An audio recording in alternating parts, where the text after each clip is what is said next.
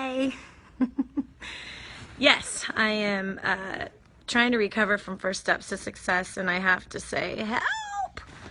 I am, like, obviously been following politics, and I've been in business for 27 years, and I started in business. By the way, my name is Dani Johnson. It's so good to meet you right here. We just finished our first steps to success. We had 1,500 registrations, about 1,300 people that attended.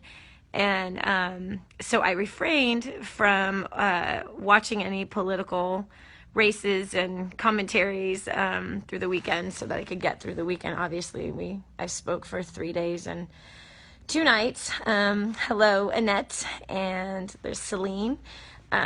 Anyway, so I'm laying in bed recovering, and oh my gosh, I'm in so much trouble because I'm just completely addicted to watching this political game. And I want to talk to you about something that, because listen, I started off as a homeless woman 25 years ago. Yeah, 25 years ago I was a homeless woman.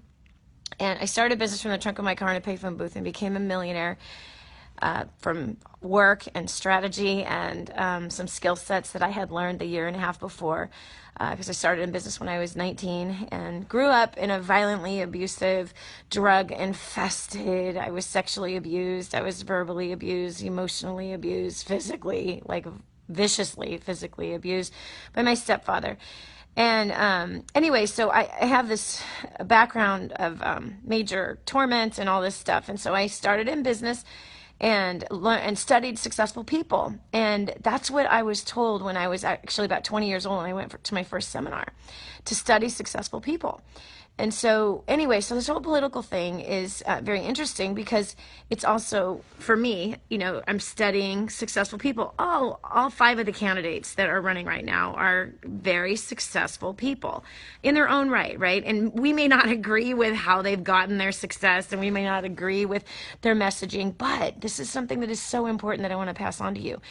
It doesn't matter if you agree with somebody's political views or their voting record. I mean, it does in terms of, how you're going to vote for somebody. Don't get me wrong. Oy. Anyway, that part does matter. But my part that I'm talking about is that studying successful people is important, because if you want to be successful, it's important to study success and study successful people and people who've won, and people who've overcome and done amazing things in their life, even if we don't agree necessarily, with their political views. And I did a video a while ago about, I didn't tell you who to vote for, and I'm not going to tell you who to vote for, just even when I was with the most precious and amazing and talented and smart people that came from all over the world for our First Steps to Success event here in Washington, D.C., which I'm still here, laying in bed, which is obvious. Trying to keep warm. Obviously no makeup on, totally exhausted. I'm probably going to screw up a lot of things on this video, but honestly, I just wanted to talk to you. That's the reality. So it's not some professional video, kind of like our radio and television show that we do daily. That's more professional, but this is definitely not. Anyway, but I just wanted to have just a quick discussion with you, and let's talk about this, because there's just always things you can learn from different people. And so here I've been studying these different politicians, and some I like and some I'm like, meh. But I want to give you a quick lesson on business using if you're watching like all the political news, the pundits, the correspondence, the commentaries, as well as the videos that are being produced on Facebook or Twitter or YouTube. Yeah, YouTube, that's a good one. Anyway, we taught a lot this past 3 days at First Step Success about exposing, presenting, and closing. And so here on my day off, of course, I'm right back on the campaign trail, and I'm watching, how everything's going and watching the polls, and can't wait for tonight, because tonight's a big night for everybody. It's the Indiana gets to vote, and Indiana is really going to be a big difference for one of the parties. But as far as exposing and presenting and closing, what is so important with that for business, and when I first started out in business 27 years ago, my first 6 months I failed miserably, but the next 6 months I succeeded greatly. And the reason is, part of it, I mean, this is just one thing, is because I was directed to focus on a message and to focus on delivering that message and delivering it every day, all day long. And so a lot of people who are rookies in business, as I was, and I would probably consider myself still a rookie, even though I have, we've made millions and millions of dollars. And by the way, we give it all away. So such a blessing to be able to do that. I don't take any salary at all from my company. Like, for example, all the money that was made this past weekend for those 3 days of working my butt off, training and developing people in leadership and business and money and that's it. Business, money, and relationship, and strategies and marketing and sales and all of that stuff. I didn't get paid to do this. I did it for free, not for free. I don't take a salary, and I don't take any of the profits from my company. So, which I wish all the politicians would do. They're all successful financially, every single one of them, and they've got investments, and they're not dumb. It would be awesome if they weren't bought, which only one of them isn't bought, but regardless. Anyway, so what, I don't know how I got there. Please excuse me, my brain is a little squishy. Anyway, so as far as exposing and presenting and closing. So I'm watching some of these political videos by all of them, and I was like, dang, man, these guys are so good. They're so freaking good. So this is what I want you to do. Like, if you go and you study videos, like, for example, some of them are really, really good about sticking to their message points. Now, obviously, I started doing radio and television show interviews like on Oprah and Fox and Friends and CNN and, Benny Hinn and TBN and CBN. And I've done hundreds and hundreds of radio and television and print advertising. Forbes, for example, my story was the #1 read story and #1 most popular story on Forbes for more than a week. It went worldwide and translated in a bunch of different languages. So I've done tons of media interviews. It is not easy. I mean, it is a really challenging, and there's an art to it. And so obviously I believe in getting the training that you need to be able to be successful. And so I obviously hired someone to teach me how to do media. Like, how do I answer a question in 60 seconds or 30 seconds? And how do you get the message across? And how do you not allow the interviewer to get you off track of what your message is?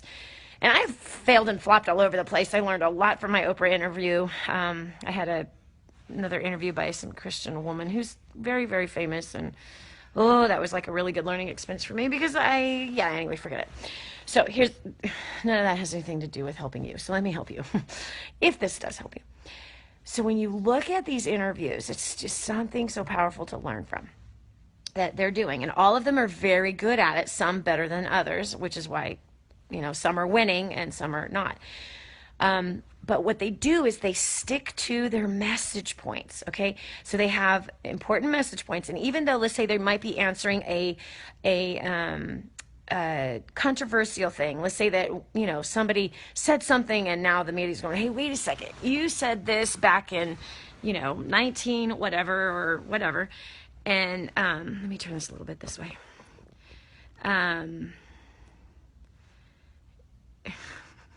Some of these questions are awesome. So what was I going to say?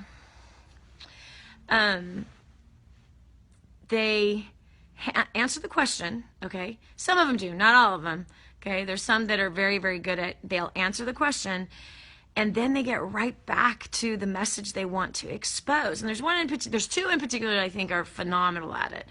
And there's one on each side, okay? And majority of the time, so they have a message point and they stick to it. So how does that translate to you?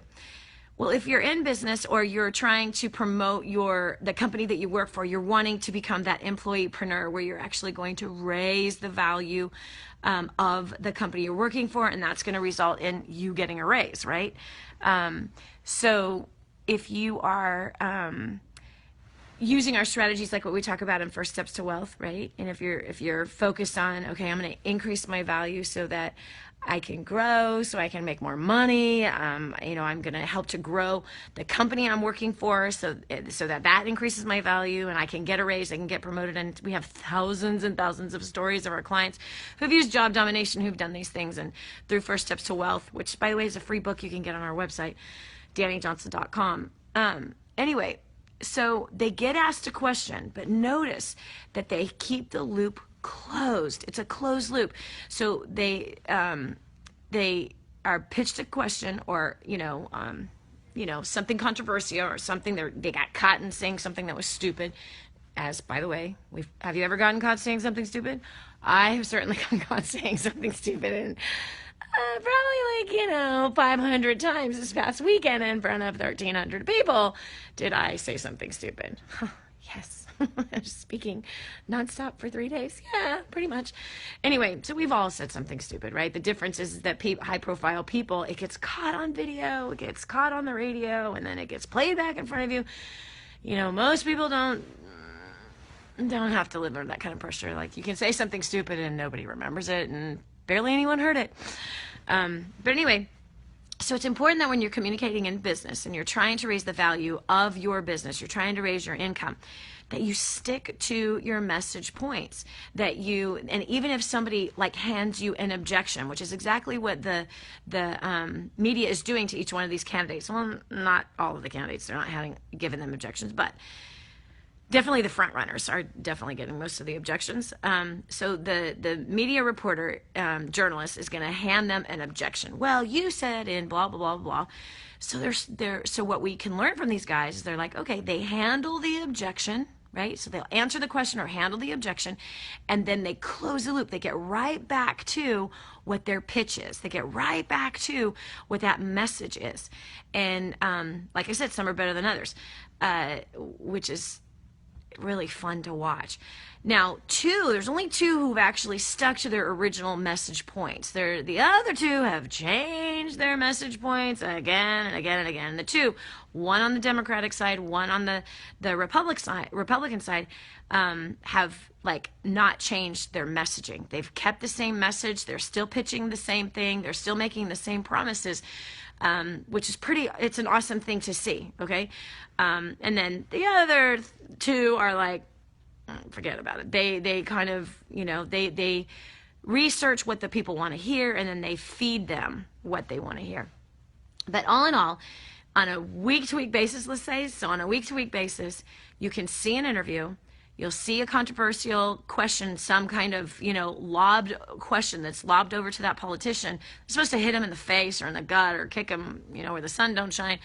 And you can see that, okay, well, let me tell you, look, which that statement drives me crazy when they say that. Well, look, listen.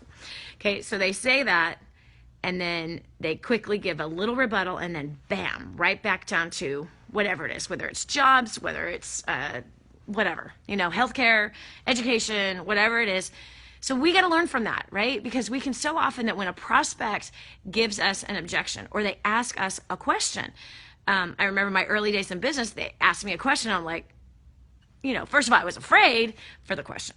And then eventually I wasn't afraid of the question, but I learned how to answer that objection and to realize where the objection is actually coming from. So I learned how to answer the objection. I'm getting hot. I learned how to answer the objection, and then eventually I learned how to answer that objection and then close the loop. What does that mean? I get right back down to asking the closing question again. So there's a closing cycle, and it's a closing cycle I've been teaching for years, as I've taught sales forever, because sales sales is how I made my first million. Building a business by marketing a product is how I made my first million at the age of 23. So while, by the way, raising my kids, I'm a mom with 5 kids and almost 8 grandchildren. Can't believe it. Yeah, almost 8 grandchildren. So here's the closing cycle. I so wish I would have talked about that this weekend, but I didn't. Talked about other closing things this weekend. So you ask the closing question, okay, of your prospect, and then you're going to get an objection. They're going to ask you an objection, and an objection is nothing but an unanswered question. And an objection can sound like, well, I don't have the money, or I don't have the time, or I need to talk to my spouse, or call me in 2 weeks, or I don't know, this is really for me, I'm not really sure if I'm interested. All of these are objections. So step 3, okay, so you get the objection. So step 3 is to answer the objection.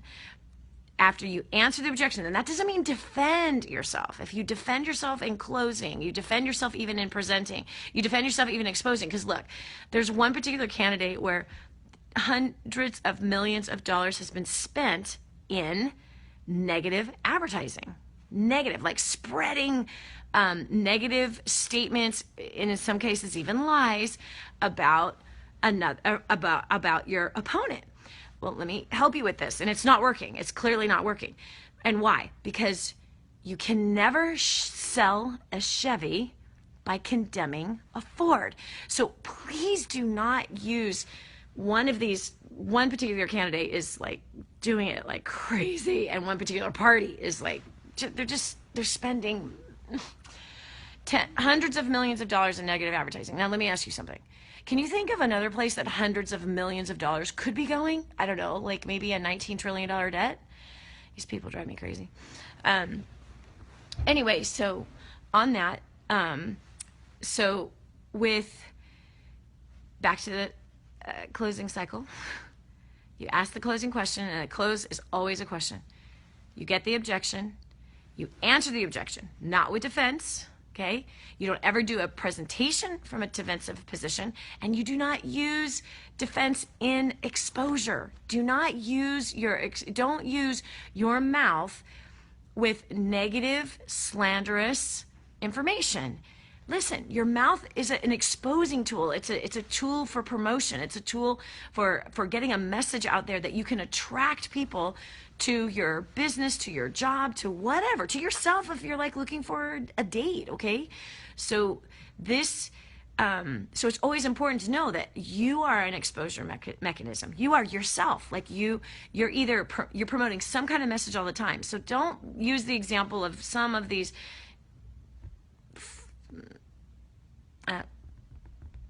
I want to say something, but I'm not going to say it. Some of these individuals who are just being negative, okay? Don't use that example of how you are going to promote in your business, or how you're going to promote in your life, or how you're going to try to get a date, because this kind of stuff just doesn't work, okay? It works for a minute, but eventually, if you're going to play dirty, it is eventually just going to, backfire on you. Because again, you cannot sell a Chevy by condemning a Ford. So you don't want to lower yourself to that kind of conduct. So after you get the objection, you handle the objection. And you handle the objection not by defense, okay? Not by defense. But I really wish I would have talked about this yesterday. But here's how you handle it. It's something like this. Thanks so much for pointing that out.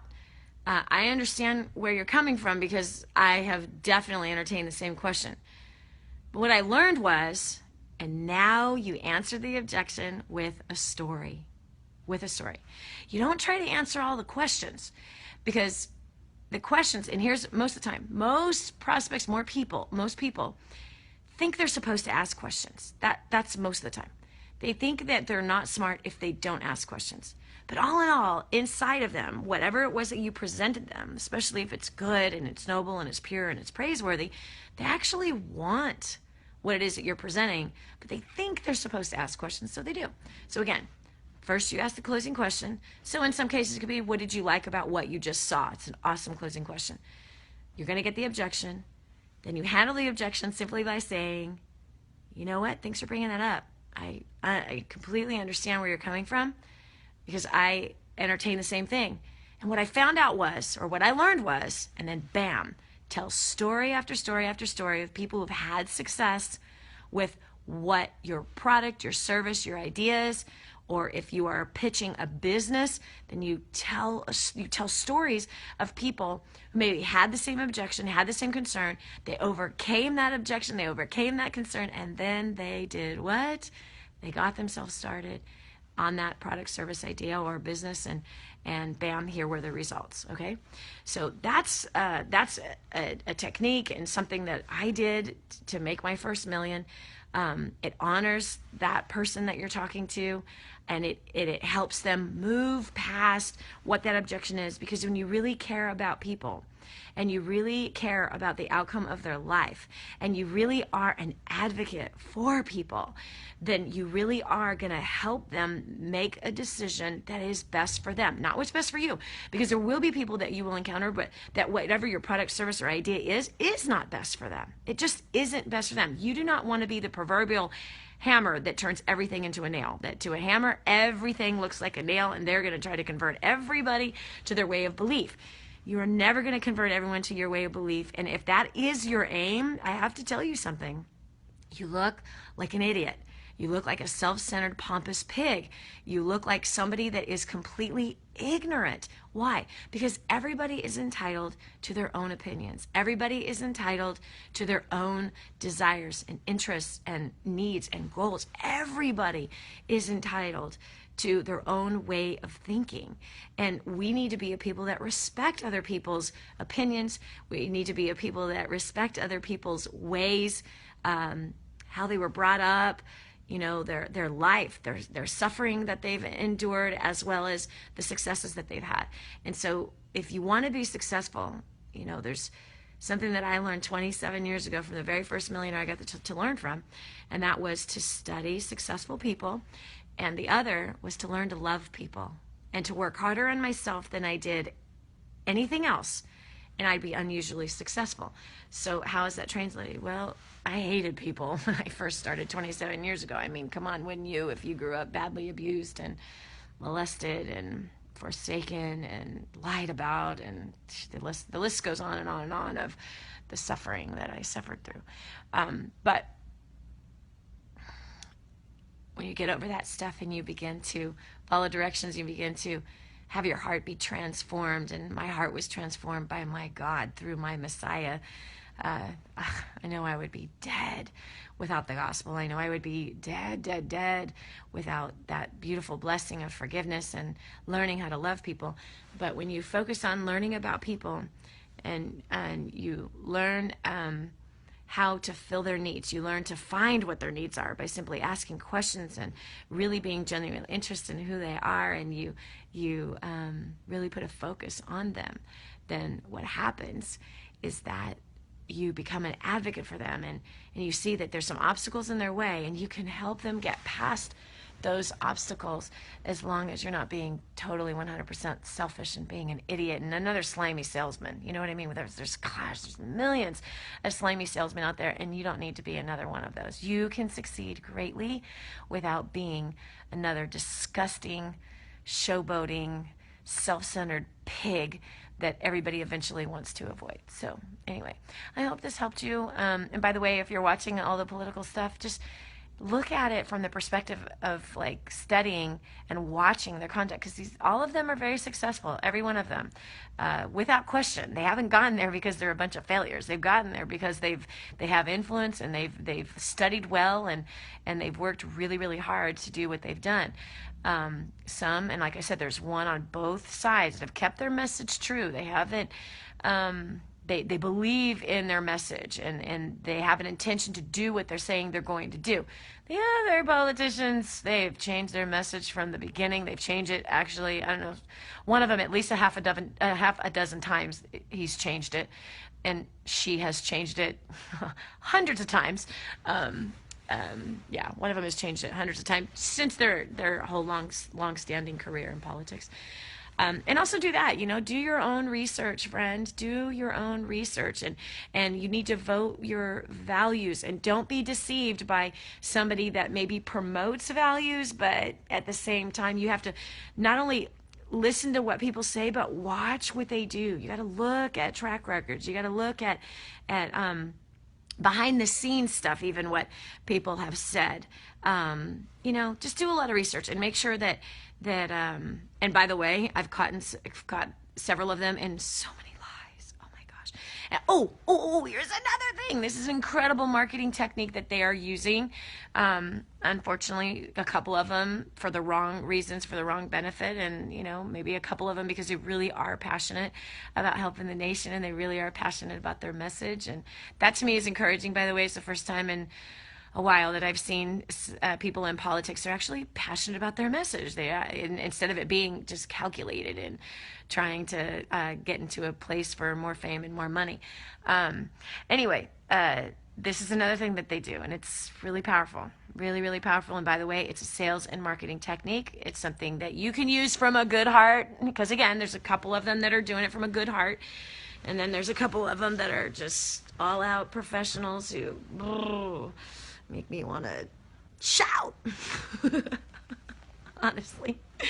Okay, so here's the technique. The technique is that they expose a message, whether it be true or untrue, that they want you to believe. Okay? Now, of course, I want you to expose a message that you believe in. But here's how it works. You see, media people understand that the average person does not remember 90+% of what they heard in the news. They know that. They know that 90+% of the people do not remember. And again, that's out of the ones who are actually watching it. But they know that you will not remember what they said 2 weeks ago. So therefore, they will promote a message, and one of them, three of them are promoting messages that are all out lies. So they know that if they can just lob the idea into the people's heads, they know that they've dropped a seed of either doubt or faith about themselves. Okay, and in some cases, there's one that's promoting just negatively constantly. So all he's doing is lobbing negative messaging to cause someone to doubt something in someone else, knowing, okay, that most people won't research it. So they'll say a lie, and then they know, well, the vast majority of people go, oh, really? Wow. So they know that most people aren't following the politics. They know most people are not studying it. They know that most people are not watching those speeches. They know that most people aren't doing the research. And so they know that they can lead with a message that is either wrong, a complete lie, or on the other side of the fence, is true, knowing that most people won't research it. That's what they know. And so we don't want to be the people that are ignorant. We don't want to be people that are easily advertised to. We don't want to be the people who are like, oh, wow. No. We want to be the person that researches what is being said and to see how consistent it has been said versus being one who just grabs the bait and hook and submits to it and then starts promoting that message without ever documenting whether or not what the person is saying is actually true. So how do we use that for marketing? Well, you better do it from the right heart, and you better do it from the right way. You better not be one of those idiots that is promoting lies. You better not be an idiot that's promoting things that are not true, and you better not be an exaggerator, especially if you're one of our clients. You don't need to exaggerate to sell. You don't need to exaggerate to be successful in business. You don't need to do that. Like I said, if you play dirty, eventually it's going to catch up to you. But what you can do is you can use that information for your benefit and simply just go, wait a second, so these guys are just lobbing a message from their mouth, knowing that most people aren't going to research, knowing that most people are just going to believe what is being said just because you are able to say it from a convincing, passionate place. People have a tendency of believing something else that comes from another person's mouth that is passionate and that they personally believe in. So if you believe in your product, your service, your idea, well, then guess what? If you believe in it, then it's very easy to get other people to believe in it. Do you hear what I'm saying? If you believe, it's easy to get other people. I'm starting to get hot. If you believe, then it's easy to get other people to believe. Okay? So you got to know that. And I know you probably believe in your product or your service or your idea, your business, your job, your church, your charity, whatever it is, you probably believe in it. So you got to lead with that. You got to lead with understanding that, man, if I believe, then I can certainly send a message out, whether it's a message on Facebook, whether it's a video that you make, or it is an email that you write, a tweet that you make, something that you put on Instagram. You have to know that if you believe, then it's easy to get other people to believe. And we can watch the politics as proof. It absolutely works. And so if you can get behind a message, and unfortunately, some of the politicians are behind a message that is false. They have no intentions of making it happen. What's the proof?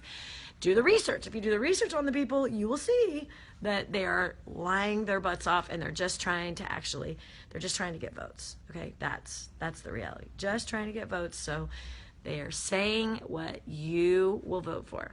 Okay.